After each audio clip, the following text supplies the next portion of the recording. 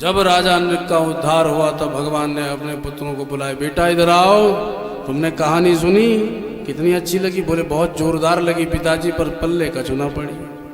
मतलब क्या है इस कथा का?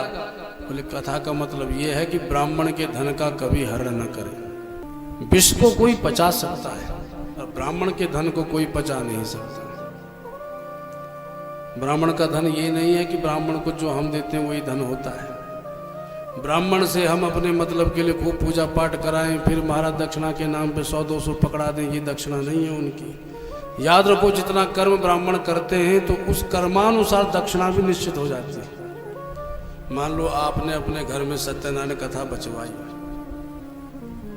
तो बचवा करके पूजन भी करवाया, कथा भी करवाई, हवन भी कराया, तो आज के समय के हिसाब से 3100 तो आराम से बैठते हैं। और आपने बिल्कुल दक्षिणा की बात नहीं करी और बाद में दक्षिणा के नाम पर 500 रुपया मुट्ठी बांध के दे दिए, तो याद रखो ये ब्राह्मण के धन का हरण है। बोलो जय श्री कृष्ण।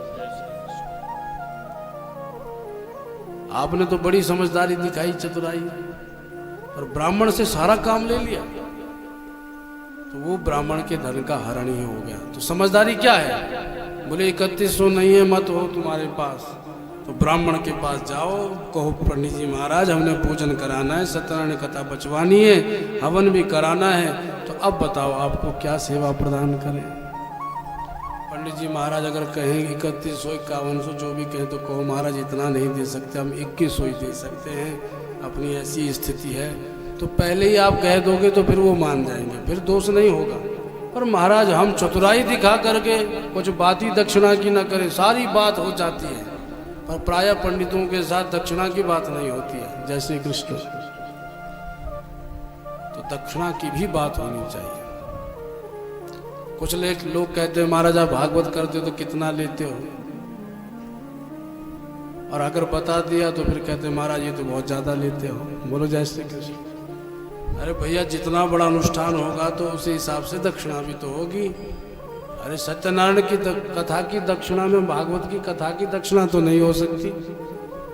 और अगर तुम्हारा सामर्थ्य भागवत करने का नहीं है तो सत्यनारायण कथा ही बचवाओ।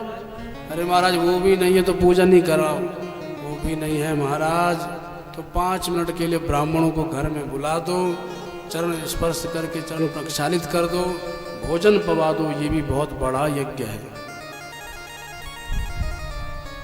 लेकिन हम करवाना बड़ा चाहते हैं, नाम भी बड़ा चाहते हैं, पर दाम की बात आ जाए तो पंडित जी को अपनी मर्जी के अनुसार दे देते हैं। ये ब्राह्मण के धन का हरण है। भगवान कहते हैं बच्चों, ना हम हालाहलम मन्ये विषम यश प्रतिक्रिया ब्रह्मस्वं ही विषम प्रोक्तम नाश प्रतिविध भुवि। हलाहल नाम के विष को पचा गए भगवान भोलेनाथ, पर ब्राह्मण के धन को पचाने का सामर्थ्य त्रैलोक्य में किसी के पास नहीं। अच्छा, ब्राह्मण का धन इतना खतरनाक क्यों है? बोले अगर कोई विष पान करेगा तो वो मर जाएगा, कोई अग्नि में गिर जाएगा तो झुलस जाएगा, उसी को नुकसान है कि नहीं? और ब्राह्मण के धन का जो हरण करेगा उसका तो सारा वंश ही महाराज नरक में चला जाएगा, सबका पतन होगा, एक भी नहीं बचेगा।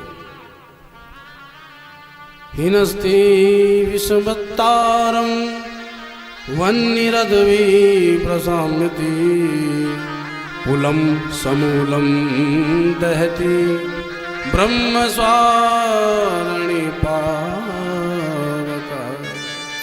इसलिए ब्राह्मण के धन का कभी हरण नहीं करना चाहिए। राजानो राजकुल्याश्च तावती रददाम स्मगाः कुंभी पाकेषु पच्यन्ते ब्रह्मदायापहारिणः। जो ब्राह्मणों के धन का हरण करते हैं वो कुंभी पाक नरक में सड़ते हैं, और तब तक सड़ते हैं, कब तक? जब ब्राह्मण के धन का हरण होता है ना, और ब्राह्मण दुखी होता है, तो ब्राह्मण के नेत्र से अश्रु जब गिरते हैं और अश्रु से भूमि के जितने कण भीग जाते हैं उतने कल्पों तक वो नरक में सड़ते हैं। इसीलिए कभी ब्राह्मण के धन का हरण न करें। तो एक बच्चा खड़ा होके बोला, पिताजी अगर मान लो कर लिया तब?